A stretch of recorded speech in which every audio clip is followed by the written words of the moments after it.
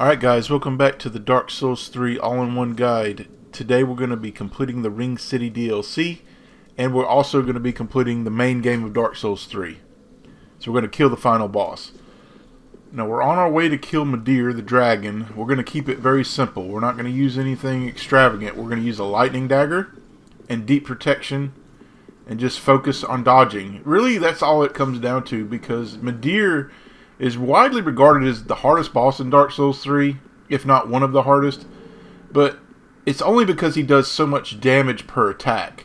His attacks are not hard to dodge, they're very well telegraphed. So getting a no hit on Midir is actually not that hard, even though I don't do it here. I take a few shots, but I only have 18 vigor still, so 18 vigor is not a lot of health, and I still survive. I'm not using any Estus for heals. I'm not using any healing spells either. So Midir is very doable. But right here I'm going to cast Deep Protection. When you initially encounter Midir, he'll be still asleep. But as you approach him, he'll rise up, giving you enough time to get about 5 shots in on the head. And that's where you want to aim for all the time, if you can, is the head. But sometimes you can't always get a shot on the head, so you take damage where you can get it. So he'll always do this, where he'll come around doing his tirade. Now if he does that roar, he's going to try to bite you. You just go behind him, get maybe 1 or 2 shots in on the foot, and he'll either do one or two things. He'll either swipe you with his tail or breathe fire. In this case, he breathed fire. You can get a few shots in on the tail, but you got to get way back there.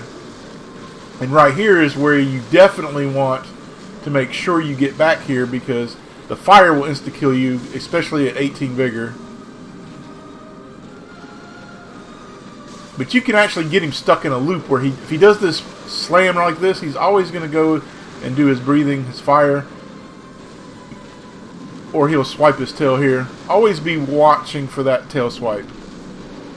Again, here comes the bite. Now he's going to try his breathing fire. This is where you're going to get the most damage in.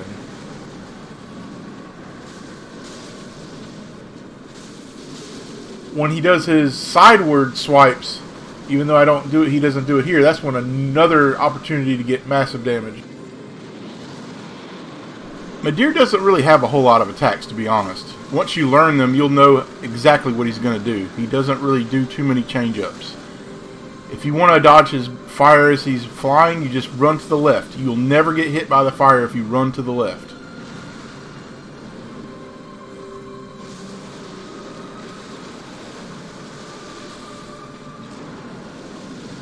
And if you want to attack his tail, you got to get really far back, because that fire will reach you pretty far away. Always be watching for that tail again. And again, you just know what he's going to do. He's going to breathe fire already. You already know what he's going to do. If you know what he's going to do by reading his body language, this boss is not hard. He's a very overrated boss, in my opinion. Just like the Nameless King. Here are the sideward swipes. The swipes are easy to dodge if you see him coming, and then you can just wail on his head again. There comes his tirade. You got to be careful when following him, because you can get hit by his tail. Just like that. And look how much damage that took. That's why people consider this a very hard boss, because you can't make a mistake. But I'm going to go ahead and use my chime to get some health back.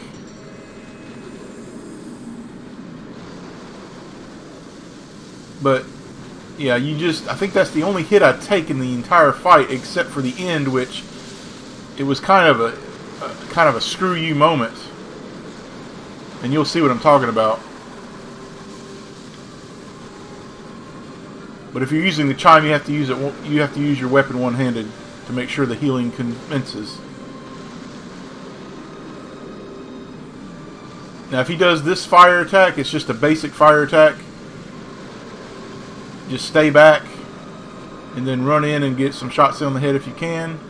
Now, sometimes he'll do his laser attack or the charge attack right there.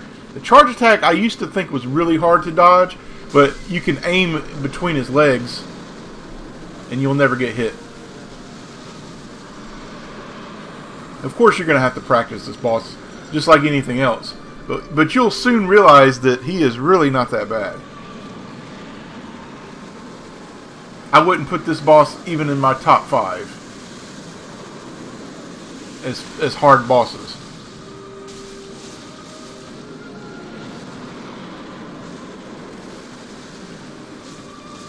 It's just because his moves are so telegraphed. Now here's his second phase. You don't want to get hit by that, of course. And sometimes he'll put out his pursuers, which is what's going to hurt me at the end. But I thought the fight was over. You'll see what I mean. I was literally getting ready to equip everything to get souls. So you got to be wary of those pursuers. This is just more of the same. Here's his bite attack. Then he's going to spew fire. Just stay off to the side of his cheek.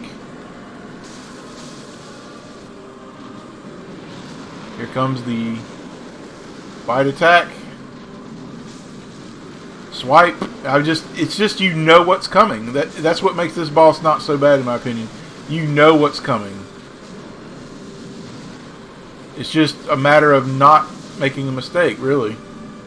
I know it sounds easy, but it really isn't that bad. It's just the amount of damage he does is what makes this fight difficult. And of course his high HP pool doesn't help matters.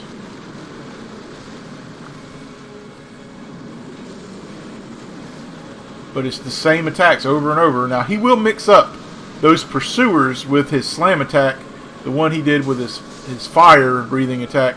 So you have to be wary of that. Now he's about to do it here in a few minutes, I think. We're back up to full health, so we're good.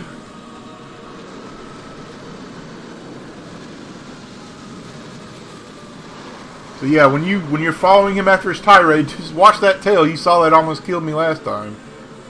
But you always want to get back to his head. Here he's going to breathe fire. Just stay off to the side.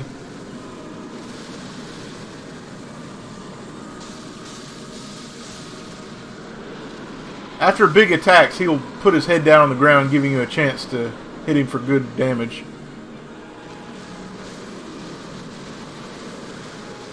Another fire attack.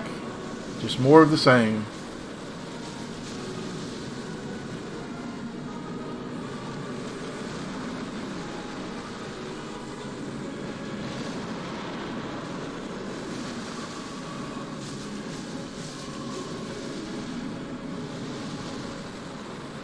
But yeah, if you're going to attack the tail, you just got to get way back here. And it helps if you have a long weapon like a katana. Even though we're using a dagger here, we're still doing pretty consistent damage on him. But getting the tail is not the easiest thing.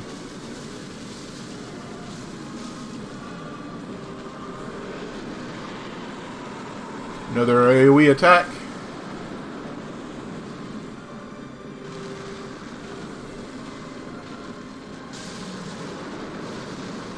Another tirade. Just stay away from his tail.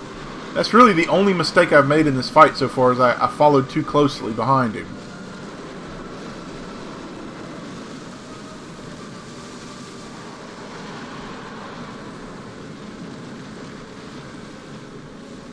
If he does cast the pursuers, you just need to strafe and roll.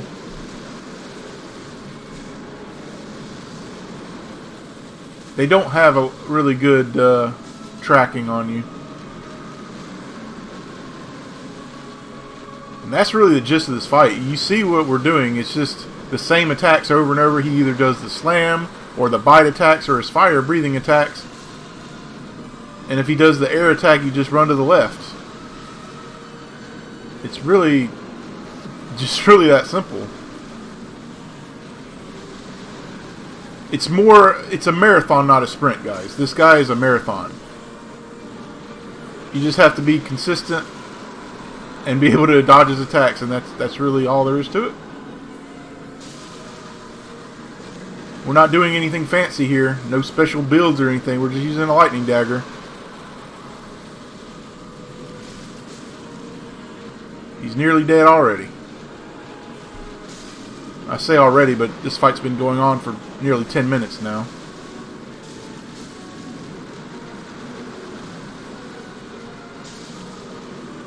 We don't even get a chance to riposte him. If you don't do enough damage to the head, you won't get a chance to riposte him, so that's why you don't see it in this fight. I did a lot of damage to his tail, I guess not enough damage to the head. Just stay far behind when he's doing his tantrum. You just don't want to get hit by that tail. I got PTSD from it. But pretty soon, I'm going to make a mistake with these pursuers. I thought I was in the clear because I had killed the boss. But if the boss casts his pursuers, here's where he casts the pursuers. You just run and dodge. There's nothing to it. He's going to cast them again here in a second. After I kill him here, and he's already put them out.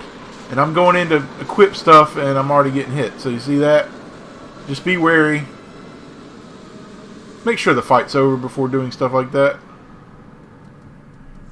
You'll get the Soul of Midir, which you can use to transpose to get the Frayed Blade if you'd like, or a spell. I always choose the Frayed Blade. We're not going to get it this time, but if you saw my Indiana Jones walkthrough, you know how good that blade is. Now we want to return to that door where we got the Chime of Filianore to get our Titanite slab now that we've killed Midir.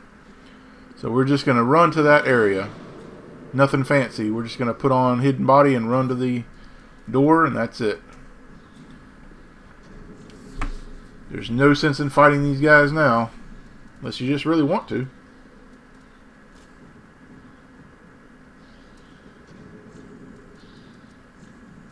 We'll put on the Lingering Dragon Crest Ring. Nope. The only thing we have left to do in this DLC is beat 2 more bosses, and then we're going to go beat the final boss of the game so that we can get the Soul of Cinder, and we can get the last miracle we need for the achievement. Now I will say this, I screwed up the ticker again for one of my spells, the miracle achievement. The ticker said 36, but there's only 35 miracles in the game. I'm still going to get the achievement to pop on screen, so you know I did it right. If you've been following the guide, you're not going to be steered wrong. I don't know what I was doing with these tickers. I just kept making mistakes. But there's only 35 miracles in the game, not 36. In my video when I was getting all those spells, the completing NPC quest video, I had 36 on the ticker for some reason. But there's only 35, guys. 35, not 36. I don't know how I made that mistake. But I still get the achievement to pop on screen, so you know we did it right. Just talk to this door and get your slab.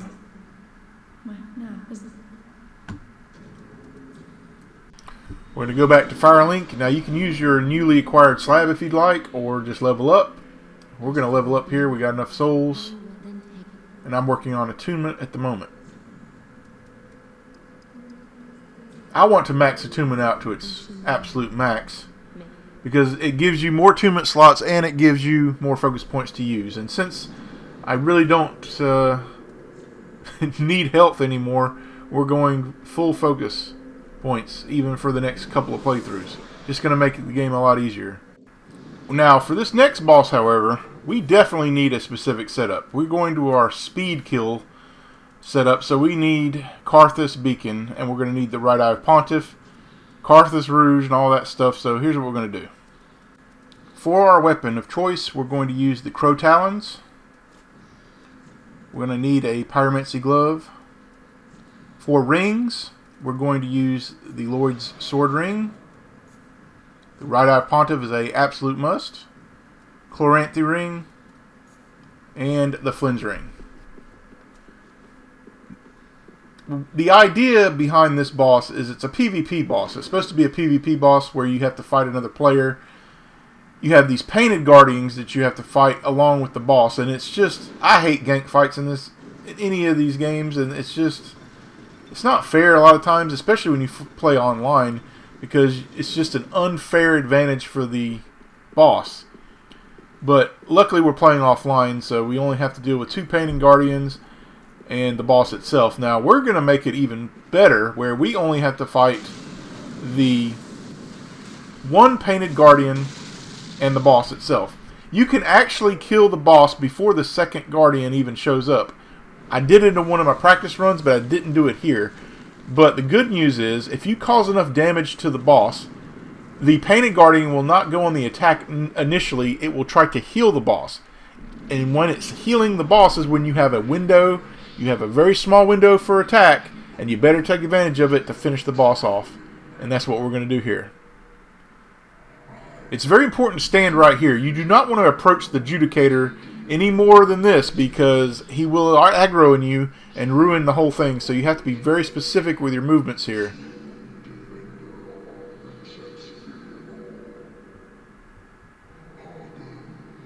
You want to go ahead and cast Karthus Beacon, buff your weapon with Karthus Rouge, double hand your attack, and get ready. As soon as you see the ponytail get on the back, go ahead and the charge attack, and do it again. And it's over. You have to be very quick though. You don't want the Painted Guardian to get away from you. Recast everything and get ready for the boss. The boss's attacks are pretty easy to avoid. The problem is when you have the second Painted Guardian on your ass. We're just going to wait for our chances to attack. Now when you get the boss to over half his health gone, it's going to spawn in the second one. Here's where it's going to heal the boss, giving you another chance to attack. Now I missed it here and got hit, but it's still going to try to buff the boss and everything right here. It's doing a spell, and that's our chance. And we took advantage of it, and it's over. Trust me, you do not want this fight to linger on because it's quite annoying. I'd rather fight Midir 10 times than fight this boss once with the two Painted Guardians alive. Now, we ran past a few items in the area before this boss, so we're just going to go pick those up before moving to the next section. There's a Covenant item out here and Twinkling Titanite.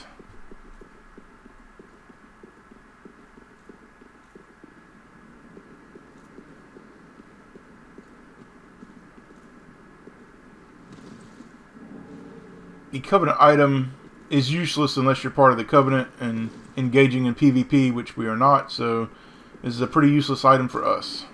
But here it is over here. Now we're on our way to the next section, where we will take on the most annoying NPC in the entire game. However, we are going to trivialize it to no end. There's a huge weakness we can exploit, and it's going to make this fight the easiest of the NPCs. So we're going to make the most annoying NPC the easiest one to kill.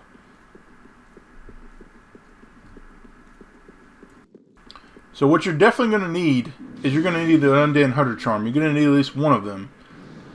But it's always good to have 5 on hand.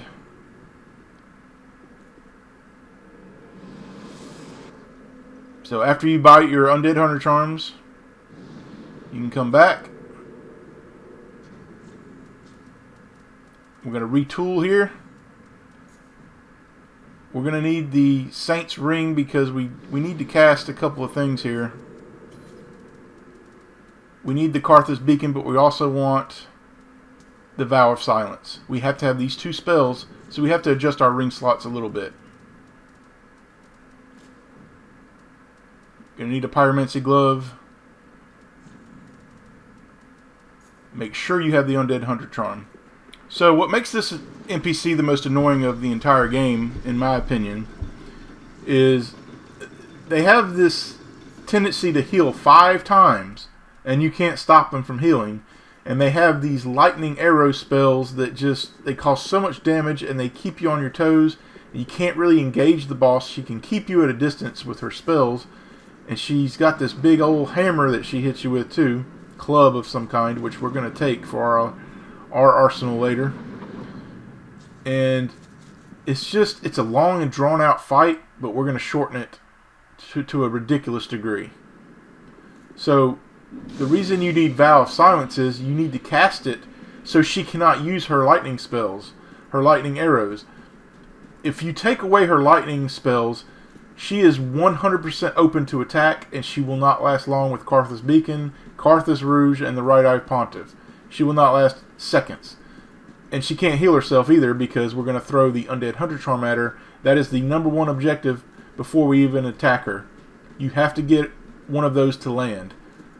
But the Vow of Silence combined with that, and this will be a very quick fight. We're going to go ahead and cast Karthus Beacon, buff our weapon, and get ready to cast Vow of Silence. I've searched for the dark, stricken creature. Cast it immediately and get your Undead Hunter Charm and get ready to land a shot on her. You have to make sure she's been hit. She's been hit, so we can go ahead and attack, and it's going to be over before it even begins. And she's done. You don't want to know how hard that fight can be. But we made it pretty easy. When the fight begins, as long as you've cast Vow of Silence, she's going to be trying to use her Lightning Arrow spell, and that's going to leave her wide open to attack because she's going to be stuck in an animation trying to cast it. So that's going to be your number one, opening there. And once you get one opening, all you have to do is hit her again, and it's a wrap. And we're just going to cast Hidden Body here on this Ring Knight and just get the Titanite Slab as quickly as possible. We don't want to deal with him for very long. So stealth set up for the win here. And we're just going to backstab him. Cheese backstab. And get ready for Gale. And that will be the DLC. I just don't feel like fighting this guy normally. We're just going to cheese him.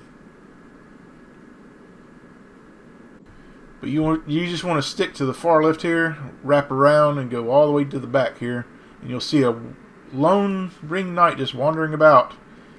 He's got our prize, the Titanite Slab.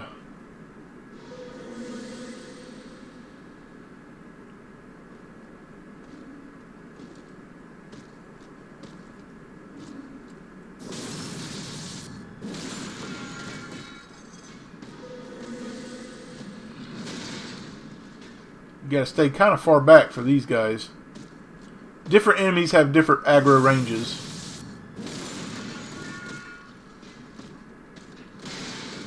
He's still trying to hit us.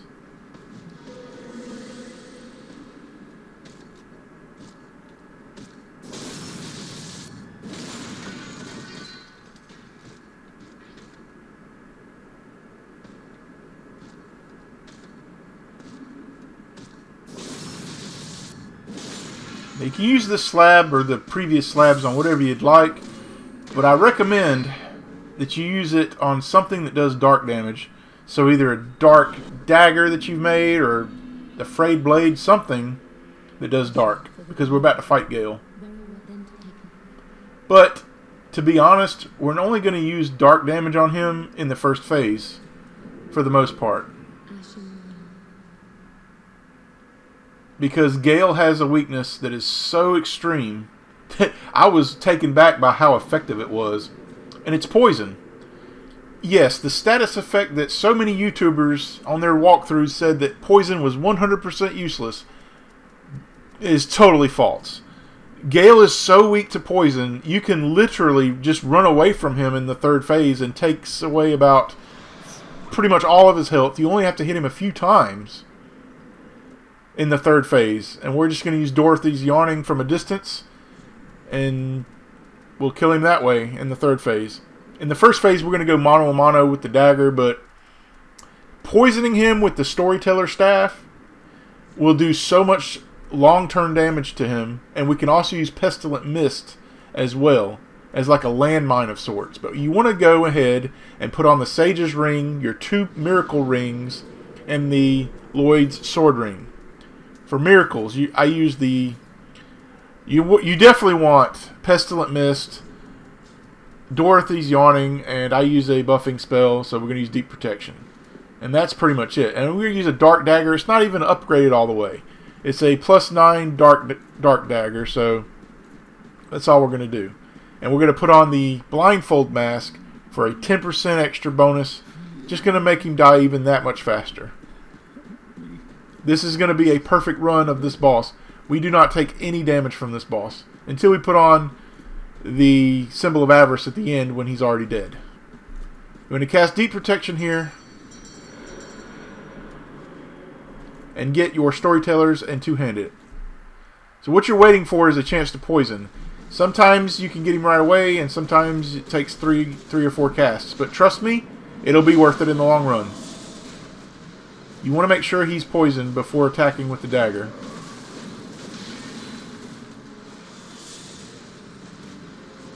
He's poisoned, so we're going to go with our two-handed attacks with our dark damage dagger. When he does his jumping or charging attacks, that's your best chance to get damage in, but just don't get greedy. His horizontal attacks will usually follow up with another attack. So if he does one horizontal attack, anticipate he's going to do another. Even if he doesn't, just be aware.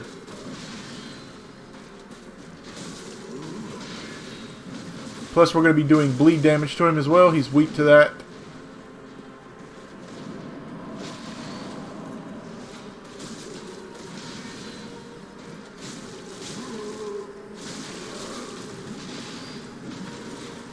We will have to recast our Poison Mist on him in the second phase, but that will carry on into the third phase. So we just want to get our Storytellers back out, approach him a little bit, and if you can just side strafe run, you don't have to do any rolling for these two attacks that he does, but you do want to get to the opposite side of him when he throws his discs so you don't get hit on the return. Never dodge backwards when he does his attacks with his sword. Always go to the right or left, and you won't get hit. He's poisoned again, and now we're going to cast Pestilent Mist and back up. This will do so much damage to him on top of the poison. All we got to do is just focus on dodging him from a distance. We never have to put ourselves in harm's way. I usually cast about 2 of them. We're going to do one more here. And that will take us to phase 3. And the only thing we need to do in phase 3 is make sure we land a few attacks. And we're going to use Dorothy's Yawning from a distance. He closes the gap so fast in this phase, though, you have to keep your distance. And pick when you're going to use your casting here. This is why you need the Sage's Ring. Because you don't have a window that's very... You don't have a very good window here. Just stay back as far as you can and just keep casting Dorothy's Yawning. All you really need to do is hit him like 4 times and he's going to die from the poison anyway. You never have to engage in close combat with him in the third phase. Now if you get too far away, he will teleport on top of you. In that case, just run away.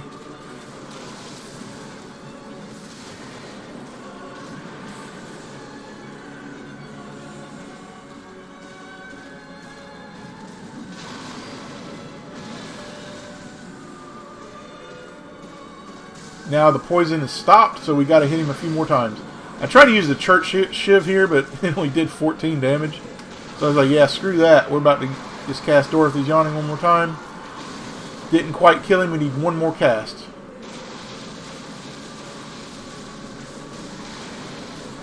You just want to stay far back. And that's it. He's done. No damage taken on Gale. We're just going to equip everything. Get our maximum souls. And get ready for the final fight against the Soul of Cinder. 291,000 souls, not too bad. Now, because I'm trying for the specific ending, the Usurpation of Fire ending, I can't kill Yuria to get her weapon. I have to do it by summoning her for the final fight. So we're going to summon Yuria for the Soul of Cinder, which is going to make this fight so incredibly easy.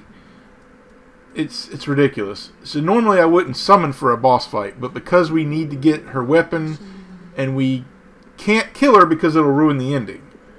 Normally you can just kill her to get her stuff, but because we're going for the Usurpation of Fire ending, we cannot kill her. So we're just going to summon Yuria to get her weapons and her gear, but you have to make sure she survives the fight. So getting a support healing spell is going to be top. So I use the Great Heal spell, but she pretty much tops herself off with her own Estus. But for spells, we want Dorothy's Yawning again. The Gnawing spell is going to do so much damage to this boss, it's unbelievable. But you want to have all the good rings to make it... We're going to do some changes here. To make Dorothy's Gnawing even better, we're going to use a weapon buff that we haven't used yet. and then we're going to use another weapon buff on top of it. So we're going to increase our miracle damage by using the Rose of Ariandel before the fight, and then we're going to use the Lothric Banner to increase our damage even further than that. So we're going to be doing insane damage to this boss, to the point where he's getting thousands of damage done to him in one attack. 1,500 at least. So we're going to go ahead and buff as we summon Yuri in. We're going to heal ourselves back up. Cast Deep Protection. Then get the banner out. You have to double hand it, and you have to have it in your hand or it won't work. If you don't have it in your hand, the buff will not last. It will go away. So you have to have it in your hand, but that's okay because we're just going to cast Dorothy's Gnawing the entire time. 1857 damage right there. Unbelievable damage. As long as you have all your buffs active, you're going to do that much damage to him. And the distraction from Yuria makes it even that much easier. Now I did get hit here somehow, so I'm going to lose a little bit of my damage.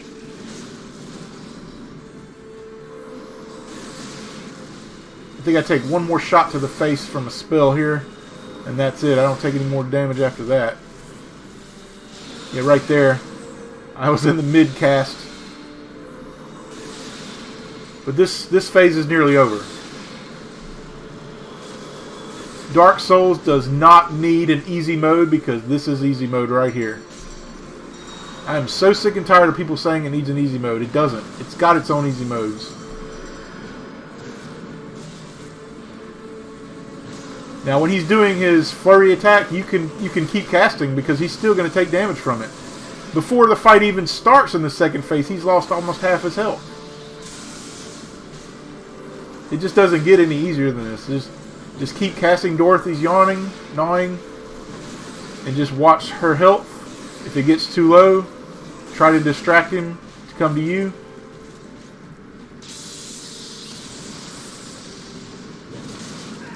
Well, I did take another shot right there. She's back up to full health. We just cast a few more times and this fight will be over. Game over. That's it. Make sure to equip everything again. And we're done with the main game of Dark Souls, and we've done the DLC. The only thing left to do is mopping up and doing the godforsaken Covenant grinding. However, there is an easy way. An easier way, I will say. I did all the Covenant grinding in a day, so there is a trick you can use to make it much better. And I can 100% confirm that this trick does work. I found it on the internet. I was skeptical, but it does work. You want to make sure you go ahead and link the fire. You'll get the Usurpation of Fire ending. This will be your 36th achievement.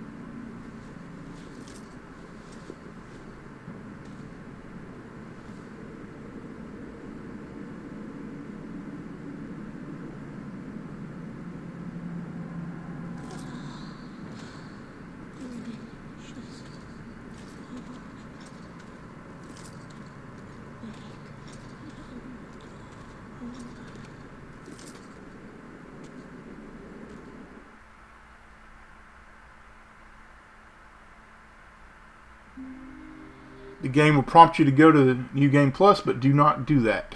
You do not want to grind Covenant items in New Game Plus. You want to do it now. So we're going to go to where Yuri was and get her stuff now. And I like this katana. I actually use a slab on it. The Dark Drift.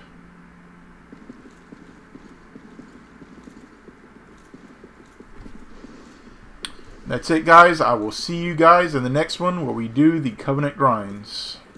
Fun.